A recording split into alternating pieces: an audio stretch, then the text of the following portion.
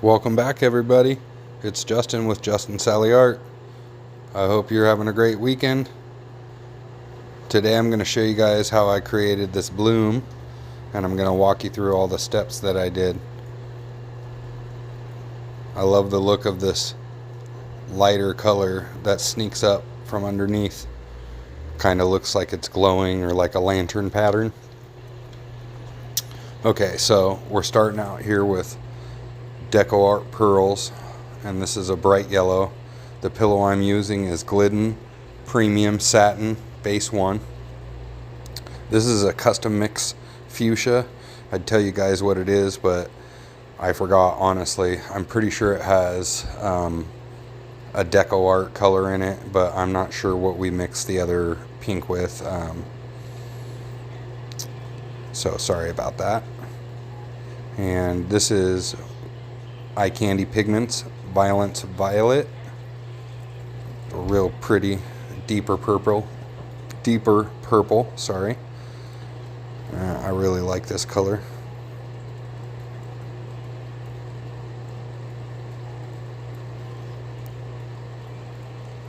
And this is ColorArt Plum Blossom. And I thought those colors kind of contrasted off each other pretty well with that fuchsia and then the Violence Violet and then this Plum Blossom. And then I'm going to add Eye Candy Pigments Okinawa Blue. And this one is really pretty, and it shifts a little bit. It's kind of got like a green shift to it, but it's real light.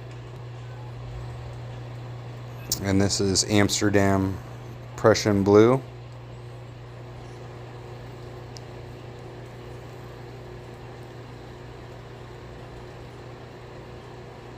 This is going to be the last color I lay down for this.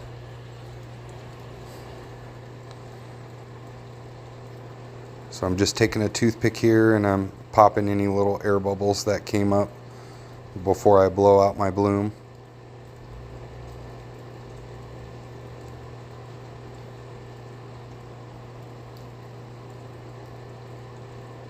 I'm adding Amsterdam Titanium White Cell Activator. That was mixed 2 parts Australian Floetrol to 1 part Amsterdam Titanium White. And then the black was 3 parts Amsterdam Oxide Black, 3 parts Australian Floetrol to 1 part Amsterdam Oxide Black. I was having a little trouble blowing this out. It's really cold in my garage. I think it was like 40 or 50 degrees, so my pillow paint was colder than I expected, and it wasn't moving quite as well. So we'll just work with it.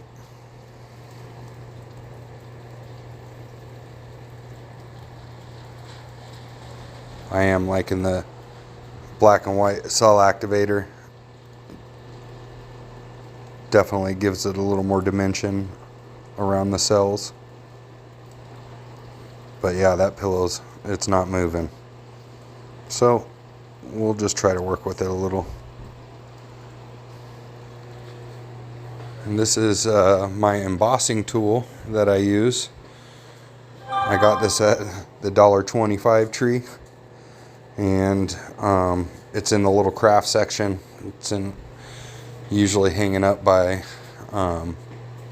where all the little glues and acrylic paints are, if you have a Dollar Tree by you. But it's got these ball points at the end of it that are smooth, and one's bigger than the other. One side is really tiny. They work really well on canvas.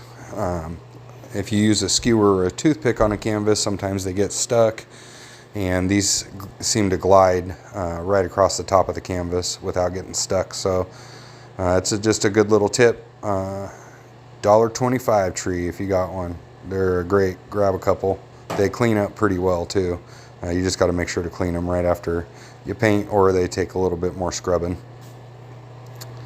So I'm just doing a couple doodles and edits. Most of this stuff's going to come off anyways. I just want whatever's on the edge to maybe have some sort of design or loop or swirl kind of somewhat tied together. But I'm still kind of sick, and I needed to paint, so I did this in one other tile, and I hadn't painted anything in a couple days since before Christmas.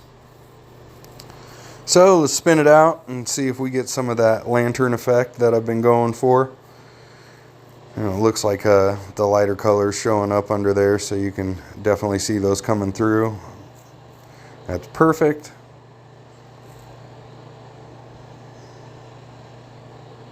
It's looking pretty cool.